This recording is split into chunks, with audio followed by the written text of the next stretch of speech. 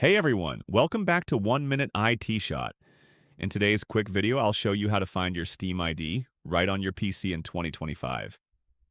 If this helps you out, don't forget to like, subscribe, and hit that bell icon for more fast tech tips. All right, let's jump in. First, fire up the Steam app on your PC and log in. Once you're in, click your name at the top. Yep, that's your profile spot.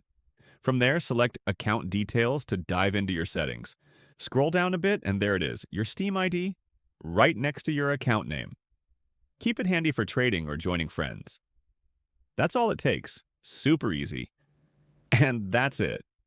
You've successfully found your Steam ID. Let me know in the comments if it worked for you. If you found this helpful, hit that like button, subscribe to 1 Minute IT Shot, and I'll catch you in the next one.